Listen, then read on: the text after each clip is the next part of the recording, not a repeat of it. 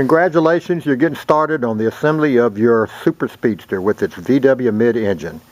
If you'll notice, the area we're working in right now is the rear suspension. It is assumed at this point that you purchased your parts in advance, clean them up, make them pretty so your Super Speedster looks super. The process will be followed in the sequence that we find convenient. We'll start with the lower arm. The bolt is already provided with the kit. The lower arm, as it came from the Subaru, it is held up by a jack stand at a height that you'll find out later will be convenient. The next step is what's called the upper wishbone.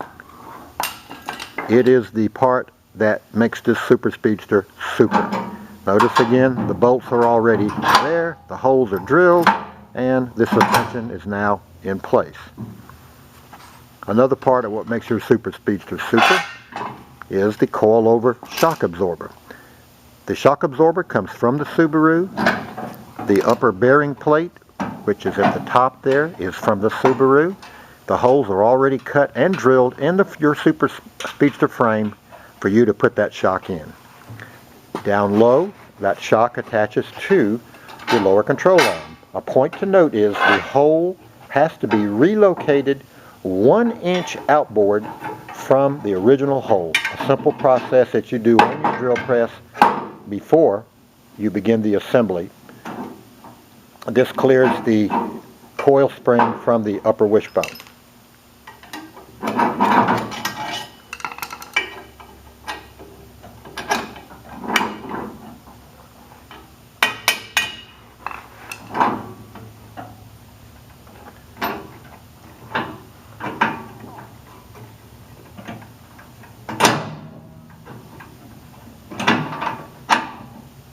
Alright, you have pre-arranged the height on your strut. You have a gas shock here which gives a lot of resistance.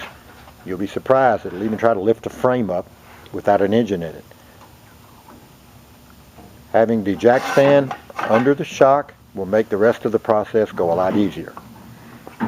Now comes an interesting part called the knuckle. The knuckle is the heart of the bearing system and also the brakes. It attaches to the lower arm. The bolt that came with the car is the same bolt that you will use to attach it on the Super Speedster.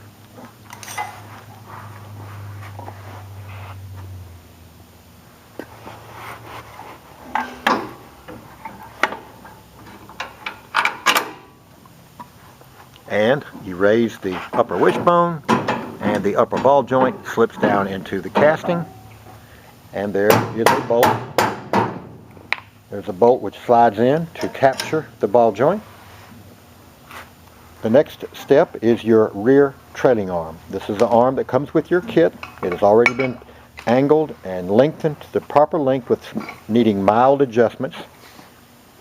And here's the process for doing that. You'll find it easier to attach the arm to the knuckle before attaching it to the frame, because you got more flexibility in doing that.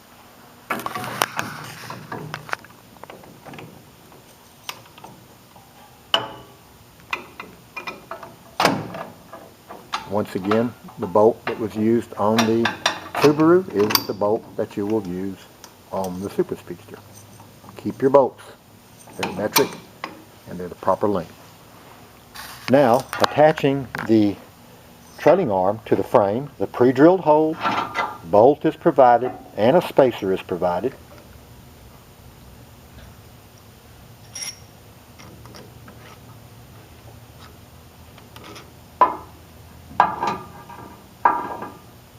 And with a little jostling, the bolt goes right into the frame,